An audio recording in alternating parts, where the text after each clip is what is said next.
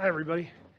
All right. Before I start, I want to congratulate Mike Fratello for winning the 2022 Chuck Daly Lifetime Achievement Award.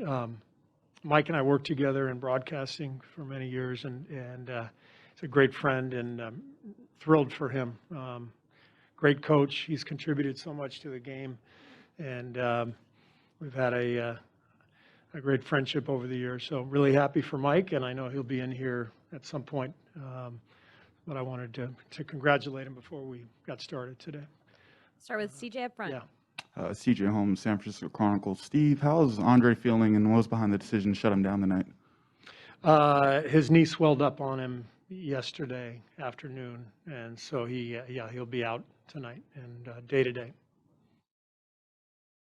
Go to Tim next. Try not to ask you specific strategy questions, but Steph has mentioned that there's 6 games left and everything should be on the table and go and do whatever's necessary. When you have played Steph extra minutes, which you have done in some series, have you noticed anything there? You noticed, like, for one series he can do it, for 4 games he can do it, anything like that? No, I mean, I think in general, when we've gotten to the finals, we've bumped up his minutes a little bit. Probably around 40. We were on pace, I think, for him to play 40 the other night, and I took him out in the last minute, so I think he ended up about 39. So ideally, he could get a couple of rests each half, and I think that's helpful. But we've got to do whatever we've got to do to win. So we'll see how the game goes. Mark on the left. Steve, what's been your approach with managing the highs and the lows of the playoffs in between games, and how does that compare to the other years? It's the same. It's the approach is always the same. You treat the game with the respect it deserves, but also the perspective. And I think I was lucky enough to play for Phil Jackson and Greg Popovich. They both were masters at finding that balance. We want to come in here every day and work as hard as we can and win as many games as we can and win a championship if possible. But with full awareness that there's, a lot more important stuff going on in the world. So if you can achieve that balance and your players can find that balance, then that's when you're at your best. You can't be so tied up like, oh my God, this is the most important thing that'll ever happen to me in my life, and I got to play well. You start going in with that attitude, it's easy to get tight. And at the same time, you can't be too loose. You got to be locked in, and finding that sweet spot is really important. Question in the middle. Hi, Steve. When you think of Mike Fratello, as you know him, his teams, his coaching style, even some idiosyncrasies in working with him as a broadcast partner, anything pop into mind? Any particular story? I think the perm in the 80s was the first thing. No, Mike has a great sense of humor, and so working with him in the booth, he was, always in a jovial manner, just willing to laugh at himself, laugh at Marv, laugh at me. We always had a really good time together. As a coach, incredibly well organized and thoughtful, and it showed in his broadcast, just the way he explained the game and the nuances of the game. He's very technical as a coach, like really well schooled defensively. His teams were always very disciplined. And I never played for him, but just working with him as a broadcast partner, you could see that great balance between humor and detail. Anthony on the right. Yeah, when we're around you guys for open practice, it's pretty clear Gary can't, get in the shooting drills. But you guys have said he can at least, shoot a 3 if needed. Is he on a pitch count, basically? I guess out there, number 1, and 2, if you put him in tonight, are you guys fine with him lining up an open 3 and shooting it? Yeah, I think I mentioned yesterday that I didn't feel comfortable in game 1 playing him because it didn't appear that he was healthy enough to play. He was cleared to play, which meant there was an understanding, with the training staff, with Gary, special circumstances. We need one stop at the end of the game, at the end of a quarter, we could play him. But it's literally been a day-to-day thing, and he's made some improvement the last couple of days, and I anticipate getting him out there tonight. Yeah. Tim in the back. Hey, Steve. Tim Reynolds, AP.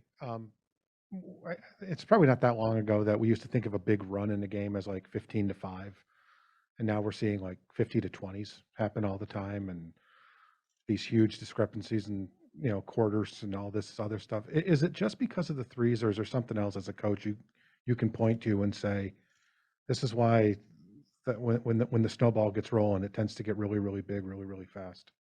I don't spend a whole lot of time, thinking about that. I get asked the question a lot. I think it's the three, and I think mainly it's the fact that many teams employ 5 players at a time who can shoot the three. And so, in my mind, it's never been more difficult to defend in the NBA than today, because of all that ground you have to cover. And that's why everybody's after the 6'8" athletic guy with a 7'2" wingspan who can guard 5 positions and also shoot a three. That's the most coveted player out there these days. And if you can get a bunch of them, then you're in business, and it's the easiest way to cover up, to cover all that ground, to be able to play big switchable lineups. We've had a lot of those here over the years, and it's been hugely impactful, and that's what everybody around the league's trying to do. Melissa on the right. Hey, Steve. Hi. Steph said he lost sleep after game 1. And, if you don't feel like that, then you kind of don't care. I'm curious, how did that loss affect you personally? And what did you do the last couple of days to sort of recalibrate heading into tonight? Yeah, I didn't sleep very well either. I never sleep well after a game anyway, but particularly, a game like that where, you feel like you had a chance to kind of put it away and you let it slip. But the last couple of days, we've just been, watching the tape over and over again and reevaluating things and, preparing for game 2. So pretty simple. Monty on the left. Steve, what are your thoughts on the decision to go with the orange today? Well, both teams are wearing the shirts. I think, we feel very strongly as a league that it's time for people to take notice and to take part in what should be a nationwide effort to limit the gun violence that's out there. And there are ways to limit it. And, there are proven laws that are waiting to be passed, whether it's background checks or what have you. There are things we can do that would not violate people's Second Amendment rights, but would save lives. And so the idea behind wearing the shirts for both teams is to make people aware that they can contribute to different gun safety, gun violence prevention groups. The biggest thing, I think, is to vote. What I understand is that a lot of races, congressional races that are out there are, despite the fact that the majority of people in this country want gun safety measures put in place, a lot of those races are decided by people who aren't so much for any kind of gun safety measures. And so people got to vote. And if you feel strongly about saving lives and possibly even someone in your own family, get out and vote. And that's the only way to convince the people we need to convince to start implementing gun safety regulation, prevention, laws, things that we can do to help. Take a couple more. Ohm here in the middle.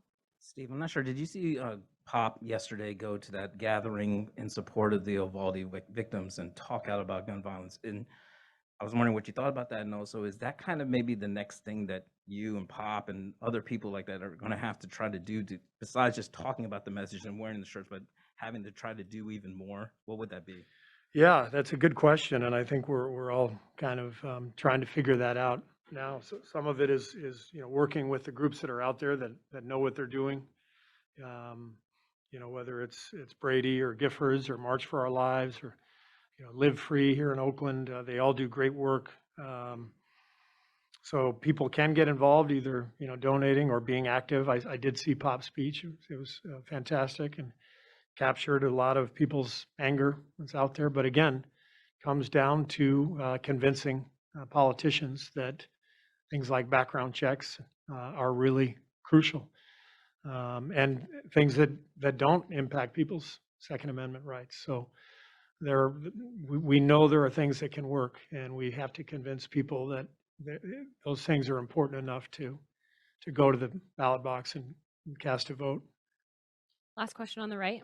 Steve, I hate to transition back to a question about tonight's game, but this is the first time you guys are in a 1-0 hole in the postseason, this postseason. And Klay Thompson talked yesterday about playing with desperation in that kind of sense.